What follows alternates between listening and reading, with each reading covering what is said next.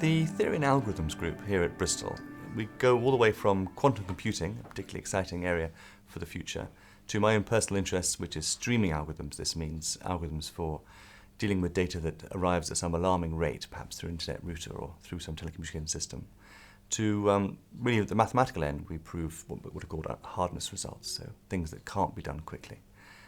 We also cover, interestingly, a new adventure for us is in programming languages, the theory of programming languages, what they will be in the future, the way they should be designed.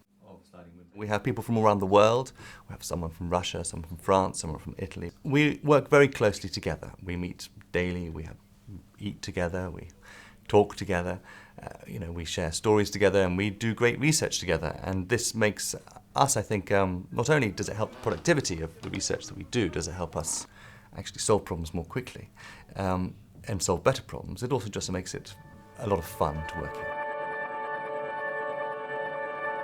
in. Because the world is changing so rapidly, and that the mathematical questions we need to answer now are different from the ones we needed to answer 20, 30 years ago, because theory is inspired by practice. We look at the world and we see the mathematical questions that need to be answered in relation to the world. There's a great deal of excitement in our ability to analyse quantities of data that didn't exist before. It brings questions that never arose before. How do we analyse networks of not tens of people or hundreds of people, but hundreds of millions of people, or maybe even billions of people in the future?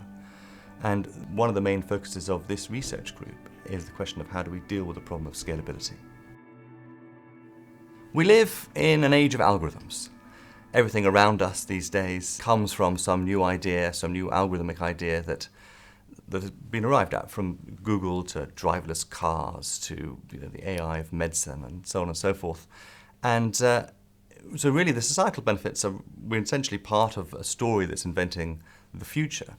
But also my own personal interest is perhaps more on the mathematical side. Mathematics is essentially a beautiful subject, and truth is essentially a beautiful idea. A lot of benefit, I think, to society from truth and beauty. And when one finds out the truth about some fundamental problem that people have been working on for years, this is a beautiful thing. We also work on the question of which problems are just fundamentally hard.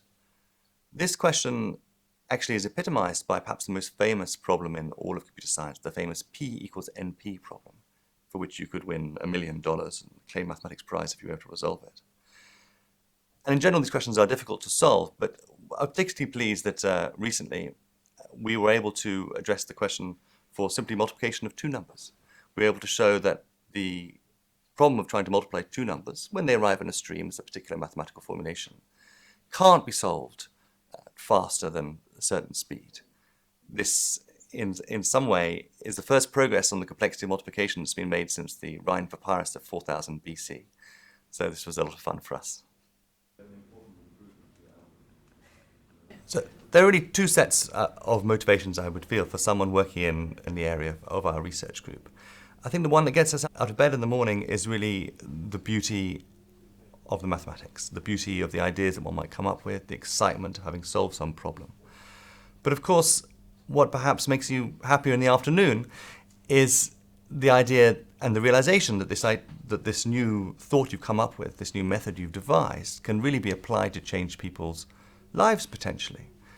We're very much at the mathematical end, so there's a few steps between us and the application.